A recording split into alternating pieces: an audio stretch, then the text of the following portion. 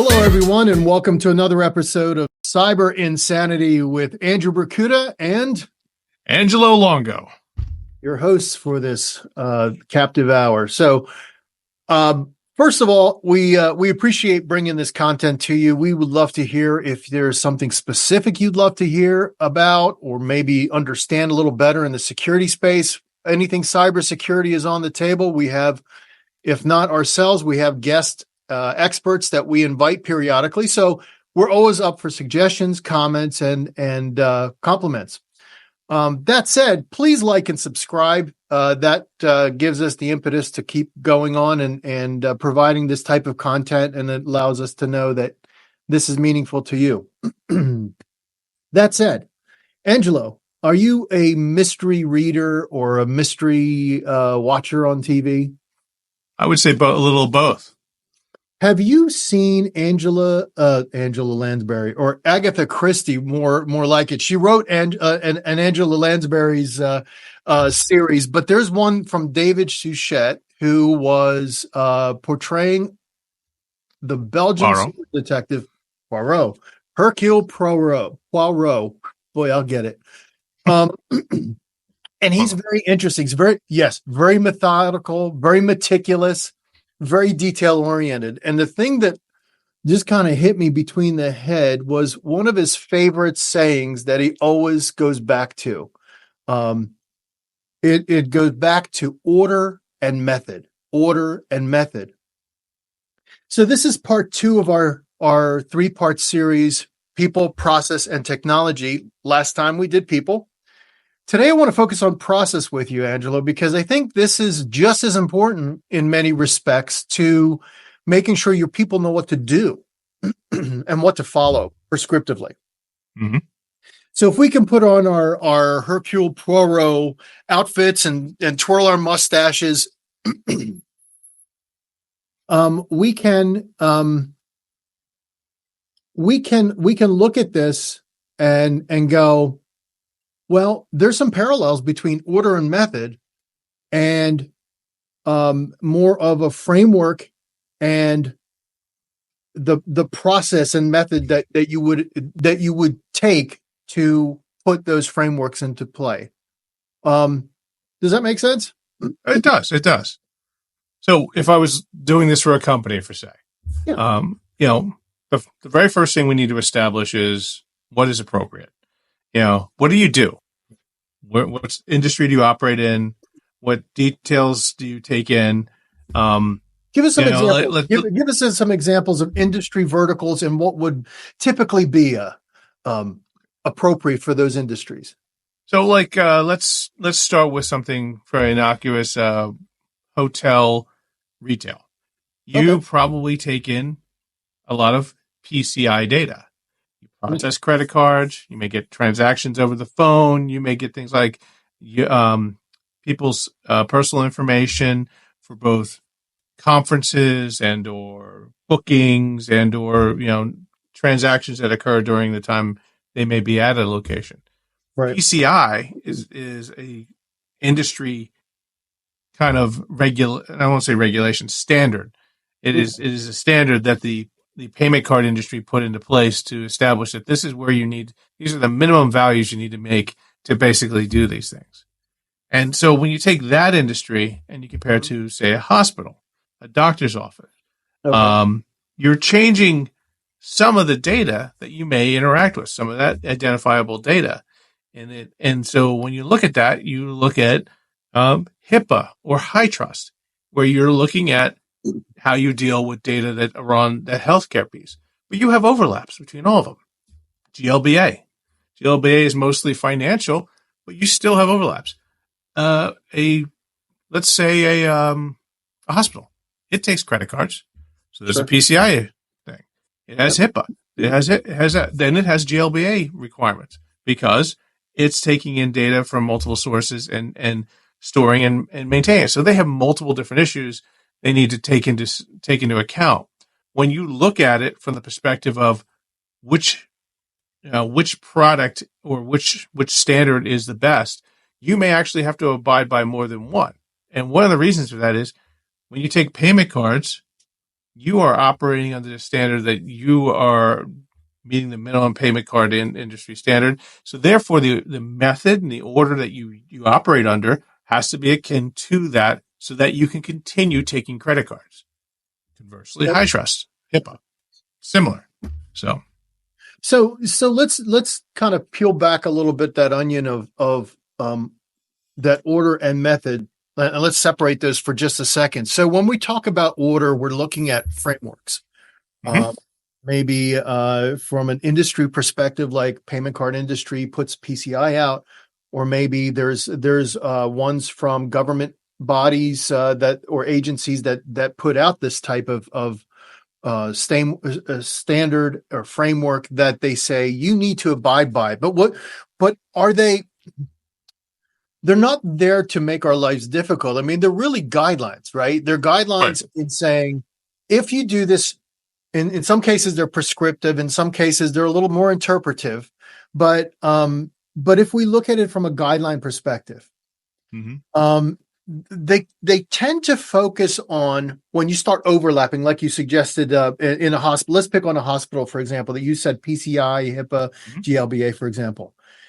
They all have areas of expertise for their respective focus areas, but they also, those overlap areas have some commonality, do they not? Oh yeah. I mean, let's come down to the standard of what we're operating under. I mean, you first, you have the commonality of security. I mean, the focus of these is security, is the operational cyber security, and that comes down to a standard of three different things. You're going to say people, process, and technology, which is dead on, but there are cybersecurity standards, which are confidentiality, integrity, and availability. Those three things, when you start overlapping them over the data that you take, process, and operate with, that's when these standards become important. How you secure the confidentiality of data, how you verify the integrity of the data, and how you make sure that data is available for everybody who needs it. So, for instance, you walk into you're a doctor, you walk into an operating room, you're handed a chart, and it's for Bob Smith, and you are operating on his right knee, and that right knee has this, and this. Well, you want to be very sure that it is Bob Smith, that Bob Smith has a right knee injury, and you're doing the right thing. There's been horror stories of people getting the wrong thing worked on, or amputated, or whatever. These horror stories generally can be, and again, this is nth degree stuff here I'm talking about, but that comes down to the right data available to the right person. So multiple things happen there. It wasn't Bob Smith. So this doctor didn't need to know about this person. Right. Question. So that's a leak of data of Bob Smith's data. Secondarily, because he's not supposed to know about Bob Smith. So he's not the doctor. Secondarily, the leg was improper. So the integrity of the data is in question. And then the right data was not made available to the doctor. Wow. All those things are very important. But when you get down to it, how do you do that in an industry? How do you do that operationally? How do you make sure that's where these standards come in? Payment card data. How much data do you need? What are you processing? Or how are you processing it, and why you're processing it? Are the endpoints, are the processing locations secure, isolated, etc.? Can you verify and attest to that? GLBA is similar, but it's taking up high level stuff.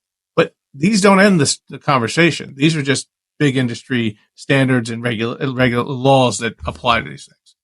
I think you make a very valid point, right? And I think you're touching on something that I wanted to bring up, which is, well, first of all, to your point, the frameworks are there to provide manageable steps and settings and checks and those types of things. Like in our analogy of the surgeon going in to work on Bob Smith today, if you go in a hospital for a surgical procedure, they have to come in there, they have to look at your chart, they have to look at your band, which they pre-certify you as, yes, your photo ID matches who you are. Yep. They confirm with you before they anesthetize you with what procedure you're there for. They are also, in many cases now, hospitals have them take like a Sharpie mark the knee. In this case, if Bob's getting a right knee replacement, mark the knee with a circle, initial it, and then they go into the pre-op preparation where the head nurse, the surgical nurse, goes in, confirms another step and saying, yep, I see the doctor knows this. Bob Smith was verified. This person is having this limb worked on, or whatever the surgical procedure, and here X marks the spot, right? This is what you think. And then, of course, they're the only patient in that room in the pre-op. They're being prepped. They get anesthetized, at which case the head nurse or somebody under her his or her view removes that black ink of that the doctor just circled and initialed, and then they proceed with the process of helping the patient. This is no different in frameworks, though. There's lots of checks, there's lots of procedures. Sometimes they seem redundant or rephrased of the same thing, but all that to say, these are just minimal standards of acceptance. That doesn't mean that you're secure, though, does it?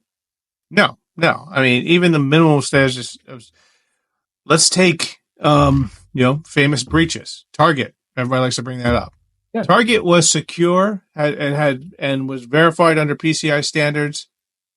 It wasn't a PCI-esque breach. It was a compromise of an internal resource that they didn't know was internal, that they didn't know could be used to leverage other access.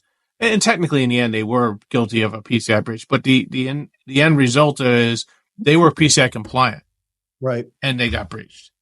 The resultant effect is just achieving a standard does not mean you're achieving anything. It comes down to how you operate, what you do, how you maintain that standard, and how you continuously review and understand what is going on in your organization. Because it is not a flash in time. It is a continuous monitoring. I use it a continuous CDM, the continuous monitoring effort government put into place when they realized that things need to be monitored all the time, and they put functionality like that in place at the government level, the federal government level in the U.S. So, and that's important because it's great to have a framework. It points you in the right direction, but it doesn't get you to the destination, right? You're never really there. Just to be clear, it's like that 50% rule. There's customized things for your environment. Let's say, for example, if I'm a manufacturer or from, let's say, a utility company, there may be some payment card industry type of requirements because I have my people that I serve in my community that pay by credit card. There may be some privacy type of things from a business like a GLBA type stuff. Certainly not going to be HIPAA because they're just a utility company. But what they do have is more industry, like industrial controls that go under things like SCADA, for example. Yep. And then that plethora of type of oversight. And today we're seeing a lot of attack or probing attacks from foreign governments to determine, are these soft targets? Are these sufficiently squishy enough for me to disrupt the level of service that in this country people enjoy without thinking, right? So it's a minimum, but you still have to do your due diligence and you still have to put a level of scrutiny care, which really comes down, and it's not just, and it's just like you said, not one and done. It's a reiterative process. It's ongoing. Right. So this kind of dovetails into method then, because for me to do something in a sustained way, I better have some level of prescriptive mechanisms, more to understand the categorization, maybe some checks along the way, or people to check me, and some monitoring. Can we elaborate on that a little bit? I mean, Angela, you've built large programs. How do you make it sustainable? How do you make it so I don't have to hire half a country and buy all the tools on the shelves? Well, it comes down to it comes down to stakeholder engagement. It comes down to people being involved in the process. When you walk into an organization, you better have executive, executive champion and or an executive sign off for for what you're trying to do. If not, you're just creating paper for no apparent reason. You're just there. Thank you very little for but here you go. Here's a bunch of paper, and you can give me money. That doesn't make any sense because in the end, that provides no security. What provides security is the integration of process and procedure into the operations of an organization. So when you look at how things flow, how they get their data, how they process their data, how the data leaves the organization, how does it happen? Why does it happen? Is it important? Is it necessary? You got to ask these questions. Part of establishing a standard, part of looking at how they operate is how you integrate into these standards, because these standards are going to say you must secure and know everything about the data that flows through the organization. Because let's face it, in the end, most likely the data is the most important part. Identifying what that data is generally the harder part, because some people think their important data is one thing, where say they're a manufacturer, mm-hmm. and they think their customer data is the most important thing they have, and it may be of high importance. But what about your operational instructions? Your manufacturing. You're supplying machines with data to create something. Unless it's just hardcore manual work, most likely it's computer controlled. And if it is, then you want the computer to produce something in the way you intended it to be produced. If that's altered, if the integrity is in question, then the end product can be in question. I was reading about I know I'm going a little bit tangential here, but I was reading about when the space shuttle exploded. Right. And I was reading about how they call the people who manufacture it called and said, this is going to happen. We can't, you can't allow this to happen because the O-ring got brittle, and because it got brittle, it didn't function as an O-ring anymore, and right. it would allow vapor or whatever to escape. In the end, is that they realized there was an issue with the product they produced. And they want to try to correct it. The system didn't work. The system fell apart because of outside pressures and everything to keep everything in line. Because you and I were sitting in front of a television waiting for the teacher to go into space. Right. They had to keep everything on schedule because everything was expected of them, and the system broke down and people lost their lives. This right. is an extreme example of this. But the manufacturer realized their product wasn't up to snuff. They realized that something was going to happen, and they were taking preemptive action to stop it. But the process failed them. The process failed a lot of different ways in that place. And this is where, when you go and look at your process, where's your O-ring? And are you operating under the correct temperatures? Are you looking at the right chart? Because that's another thing that happened during that. They didn't look at the right chart. They look at where the failures happened. They didn't look at what temperatures the failures occurred. They didn't look at when the most successes occurred. And the most successes occurred above 65 degrees Fahrenheit. And it was below that, and that's what caused a lot of these issues.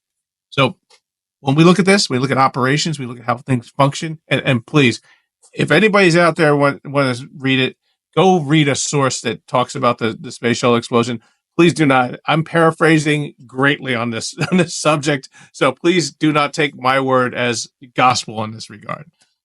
But in the end, but that's a good point. Order and method. A little thing like an O-ring. Sometimes it's the small stuff that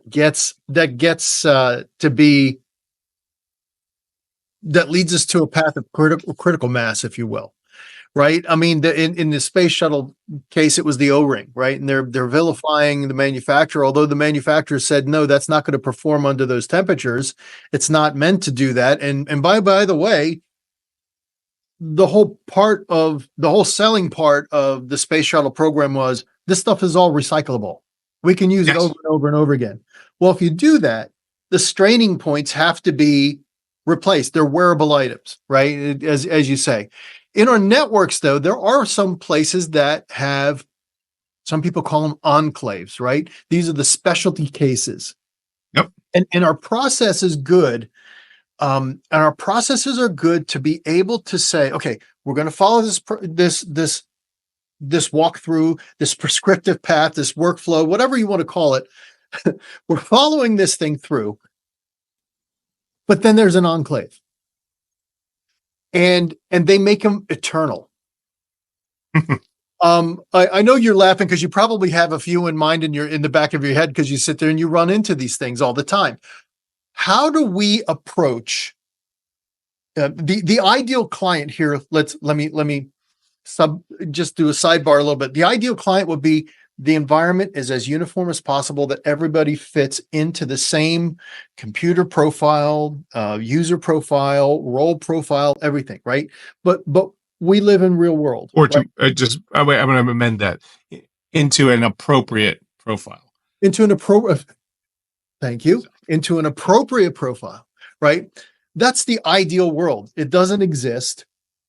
The real world is you're going to have bumps in the road. Maybe we have legacy equipment.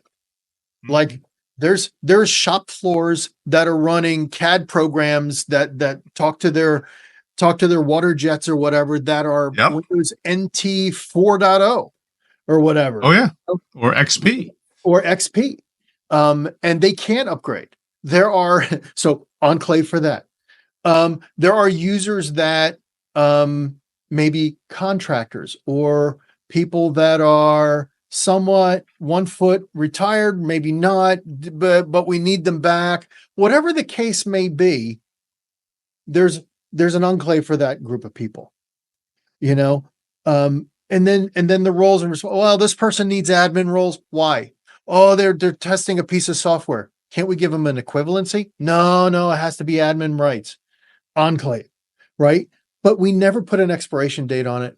We never review it. And then it becomes that little O-ring. Yep. How do you deal with an enclave? So part of what you do is you periodically audit. You put time limits. So this is you mentioned one of the things that you do. You put a time limit on it. Okay. There's new technologies out there called PAM, and that help do and other identity management type things where you end up giving rights in question for a period of time, rather than for all time. You can virtualize for testing, and create an enclave that is situationally external from the environment. There's also different situations where certain environments need to be air gapped from the other environment, and so they end up operating under standards which are interesting. I came from the casino industry. The surveillance organization is generally generally by regulation, air gapped from the main network, so that all surveillance can occur. And what the issue with that is how they get updates, how they maintain. Right. What is the data flow if I need to bring data into this to update? Who checks it? How do I verify it's not bad data, not going to cause an issue, a problem? And so these things, these are, you're running an independent network. Does that mean there is no access to the independent network? These are some things you need to think about. I mean, just because you're independent from the main network doesn't mean there's not a port sitting on the wall someplace for a camera that some nefarious person could plug into and then utilize that for whatever. Just throwing it out there. No, and those types of conditions, air gapping is good for certain things, right? And mandatory, right? You mentioned the whole industry, the gaming industry is, there's big guidelines for that. But there's also things for utility companies if they're nuclear capabilities. There's certain environments that have to be air gapped so that they're isolated from the external world or from the general population of their own users. Mhm.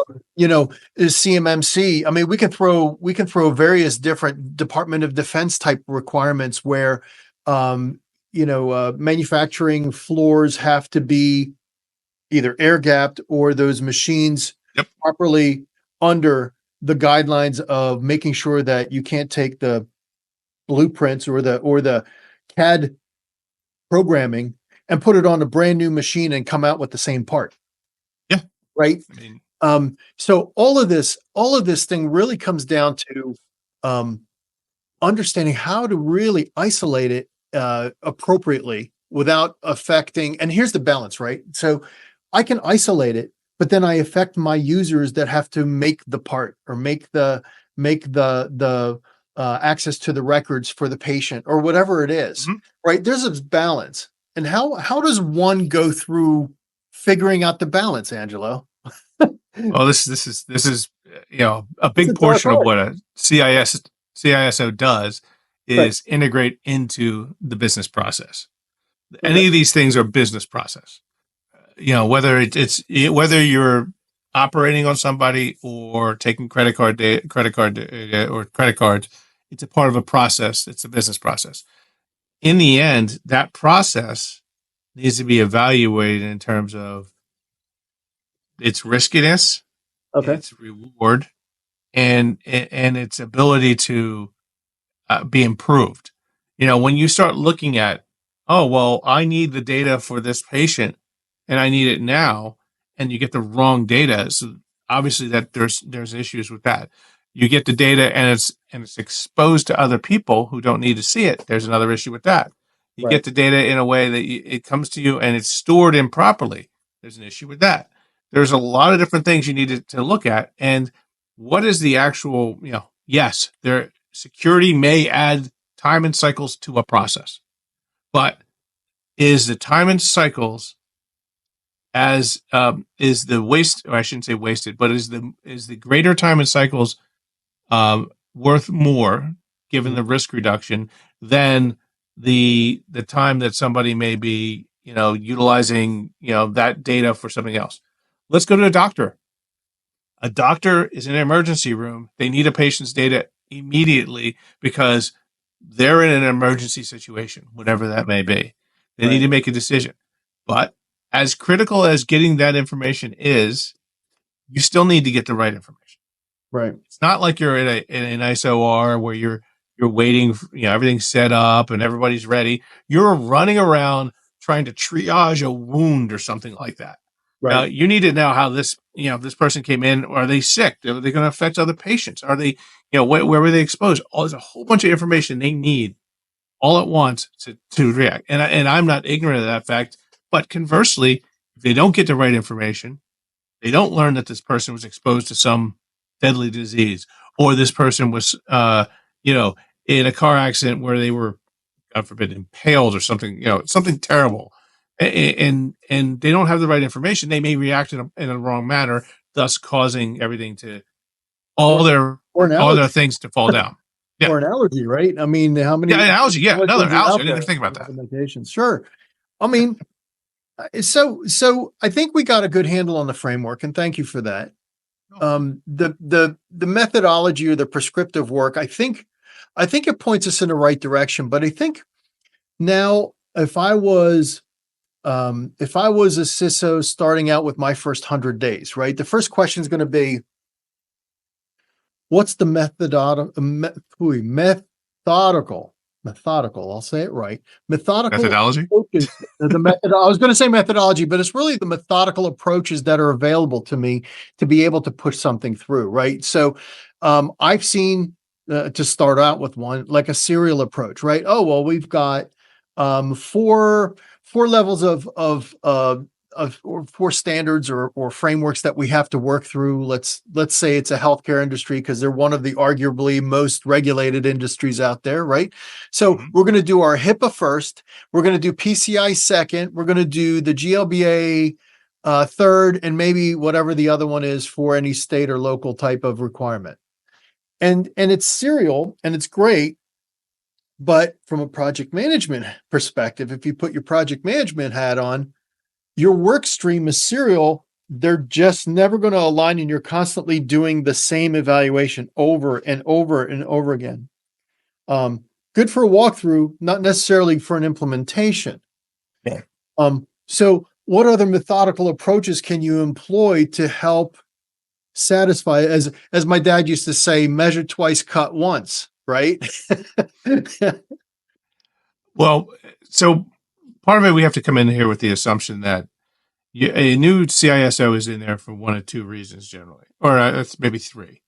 The company established an information security practice in which they was operating under, say, IT as bits and parts before. Two, you're replacing another CISO. Or three, and two is really two parts. One, a person voluntarily left, retired, or whatever. Or two, they didn't voluntarily leave, and you're coming into a problem. Right. All those are different kind of thought process. Having 100-day, if you're coming into a problem and you're a new CISO, you're going to be confronted with some issues, and your hair is going to get white, and you're going to end up learning things very quickly and probably making some mistakes. Having said that, that can be bad, but it might be okay. Your issue is there's a lot of industry people to come to, like myself. If you're a new CISO and you want to talk to somebody, I'm willing. I have a bunch of different people who I think are willing as well to get on the line with you and help you through your first 100 days. Reach out, talk, and collaborate. But two, when you walk in that 100 days, you need to evaluate where the organization is now. And there's something called a gap assessment. And in order to do a gap assessment, you need to establish what standard you're trying to go with, and so you need to go and look at the standards and say, this is the standard at which I want to achieve. And achievement of that standard is not necessarily your end goal, but it is a goal in the midterm of your security plan. So when you look at an organization, you need to come into the organization and say, this is where we're at. This is where I want to go. Now, where we're at is defined as this.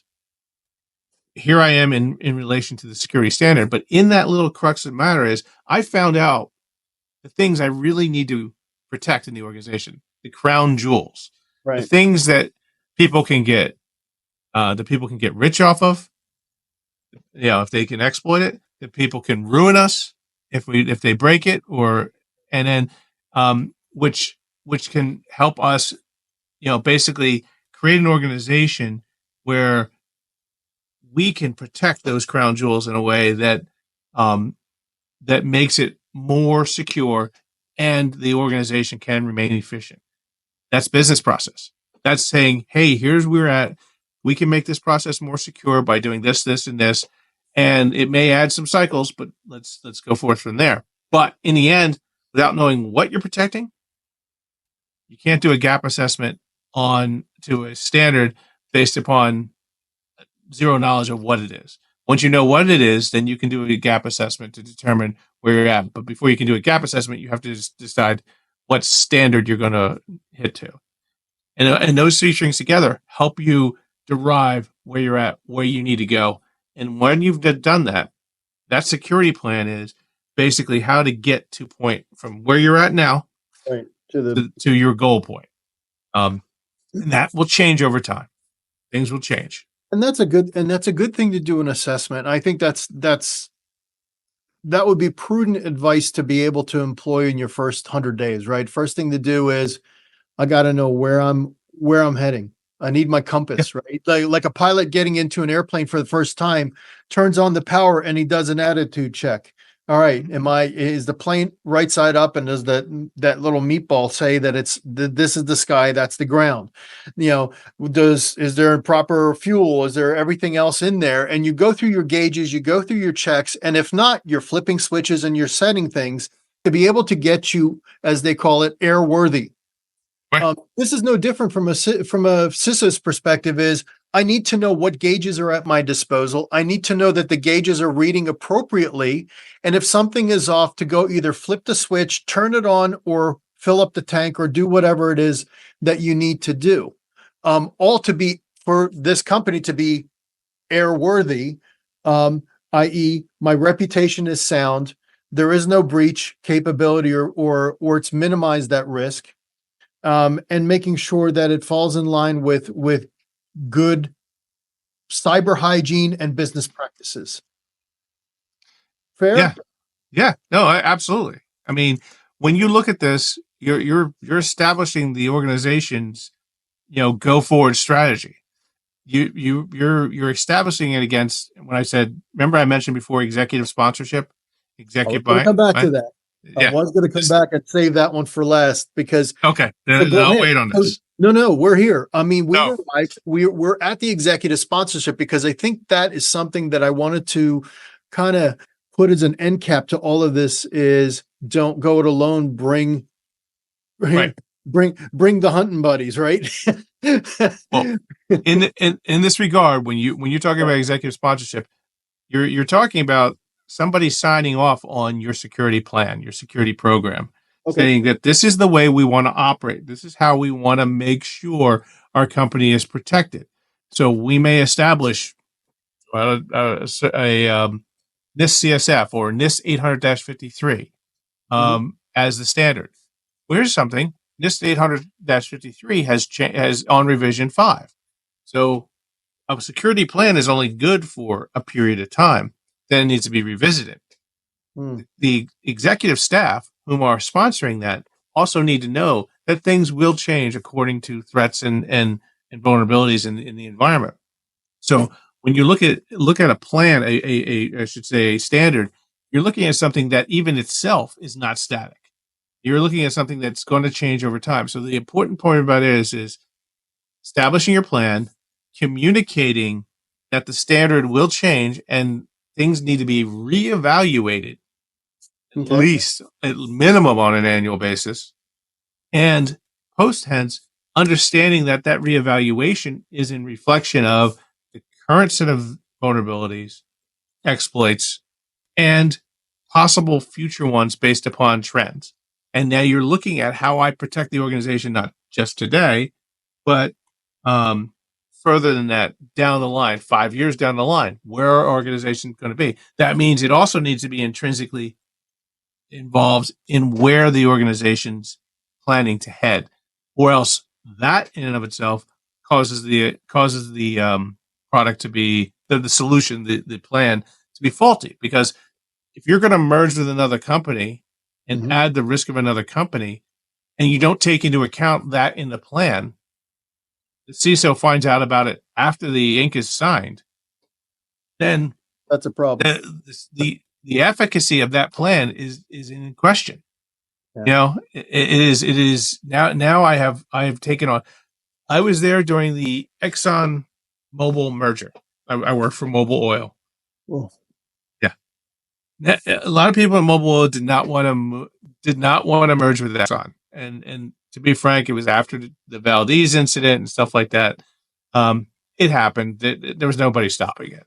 But I remember being there and after we merged and seeing the differences in the organization, how they operated. Exxon was very much enclave based. They did everything on their own. Mobil had a very centralized, focused structure with a lot of organization. It was a very different organization. Let's face it, Exxon was in control at that point. So, and Mobil was just yet another enclave in that entire thing. But when you start looking at that from a big one, yeah. But from a security point of view, it's a nightmare because you now have different things happening in different portions of the organization. This is where you want to have that to get ahead. So I guess the end all be all of this is the security plan should be part of the business plan of the organization. It is not a independent thing that operates without being integrated into that business plan, because the business plan, it is a sub part of the business plan, basically, in the end. Because the business plan says in a year and a half, we're going to buy this company and we're going to merge this technology and we're going to bring in these functionality. If you don't have that and didn't do the M&A review of the organization in question, you're bringing in risks to your organization that you don't know. That is akin to Target, buying HVAC equipment, installing it on their network, not knowing that it had basically they gave it full rights to the network and it was externally accessible. So you're not evaluating it. There, and I guess the last point I want to make is when you're doing M&A, the M&A people who you're doing the merger acquisition of are a third party and should be evaluated as a third party partner based on the fact of what you will share with them and how you will do it. And there should be a plan for the integration based upon not only the business integration, but the security implementation and the IT implementation integration piece. So, and the winner, and I'll give the cheat sheet. The winner should be the more stringent guideline.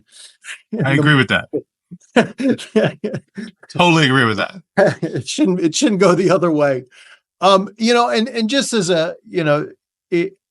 just as kind of an afterthought to that is, we still see cyber events happening, right? To enclaves. Case in point, Microsoft had this, announced that they had some type of limited breach. Let's give them a benefit of the doubt that threat actors were looking at the executive emails, right, about themselves. Well, how did they get in? From what I understand, it's the testing environment that allowed them to escalate in. We can't forget that testing environments, we love to have no passwords on them. We love to be able to have free reign in those little sandboxes. But the problem is there's somebody always walking by looking and saying, can I mess up the toys in the sandbox? Right? And they'd love nothing better than be able to jump from sandbox to sandbox until it becomes the house. And then they own your house. Yep. So to your favorite quote, that actually applies here too, does it not? Yeah. It is a problem that causes sometimes more headache than it needs to be. Correct.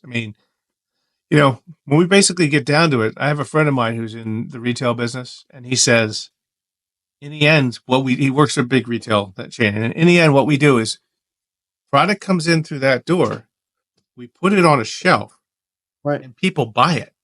That's what we do, right? With all this other stuff, measuring and doing this, that's just to do that end thing. So the reality is, the business we're in is just doing that, and if it doesn't bring value to the organization to produce a bunch of data that can be analyzed, then you're just creating process and procedure where there doesn't need to be so.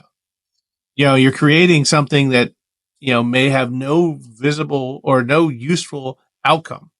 Right. That is a layer of complication. Complexity in the end is the enemy of security.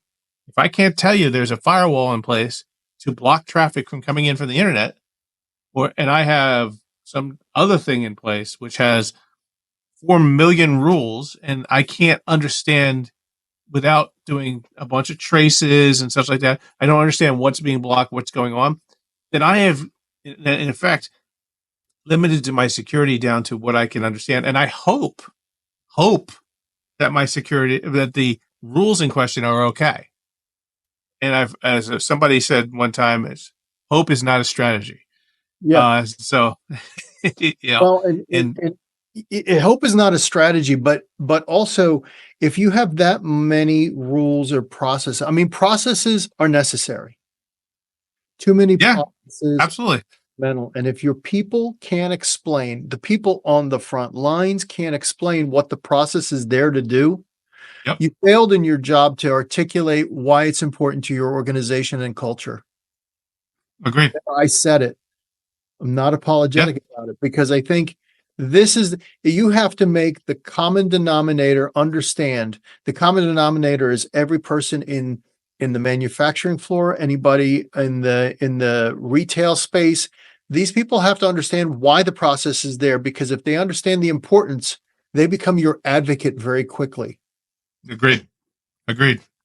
So it's good to have a process, but make sure, back to the people, process, and technology, make sure you have articulated that back to to the people. And if you don't know how to do that, we talk about training in that first one. So make sure if podcast listeners, if you haven't seen the first one, go back to the first one and look how important people are to your organization.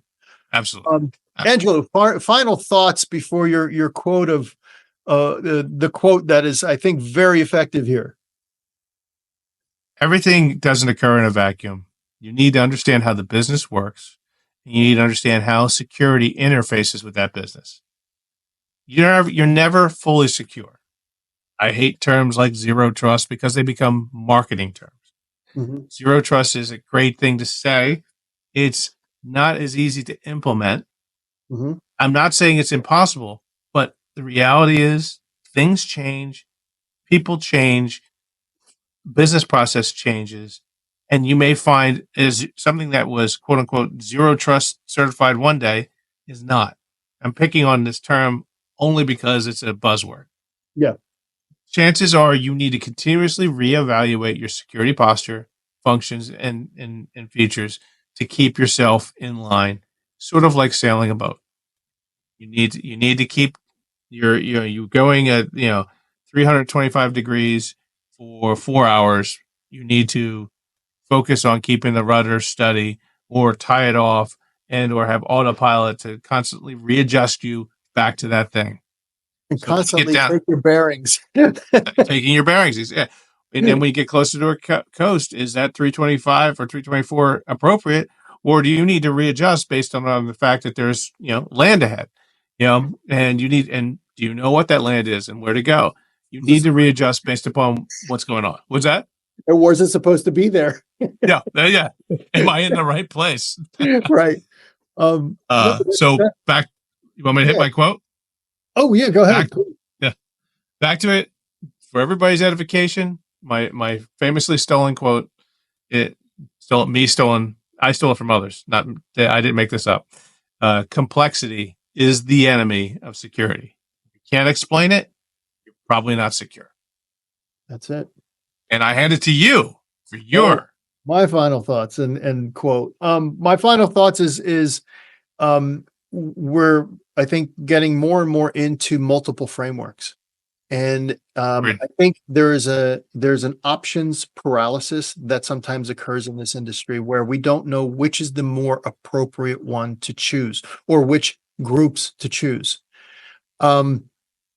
Listen, Goliath Cybersecurity Group, we have people like Angelo that are experts in this stuff, that can sit down with you, talk it through, and advise. Talking is free. It doesn't cost anything to talk, right? But it's more important to understand where you need to go. If you know where you need to go, the next thing is, like Angelo said, a gap analysis, a testing of some type to say, where am I now? Just like when I'm on a road. Do I point south? Do I point north, east, or west? There's a mile marker. Now I know where I'm at. I got to go that way to make sure the mile marker goes down to go one direction, up to go the other direction. Which direction do I want to go? And the framework will tell you how to get there, as far as the guidelines or the process and prescriptive. So to not want to know, to not to be in that, I don't want to know, don't tell me. If I don't see it, I don't the ostrich. The ostrich or the kid that says, you can't see me. We can't use that approach in cybersecurity. And so my best phrase is this: the best security device resides between our ears if we use it. If we don't know, ask. Costs nothing to ask, and it costs everything to do it right. So make sure you use your experts. If you don't have them, call on Goliath. We'll be happy to help. But it's important to know where you're going and how to get there. And the process is a nice prescriptive way of helping you do it in a methodical way. Order and method. Not listening to Angelo and Andrew, listen to Poirot. Bazillions of people who read the book can't be wrong, right? So there you go. And with that, we thank you for your time and wish you well, and look forward to sharing with you the third of the series, which is on technology. So don't miss it. And we also have some guests coming up. So subscribe, like, and give us your comments. Love to hear them. Take care. Have a good day.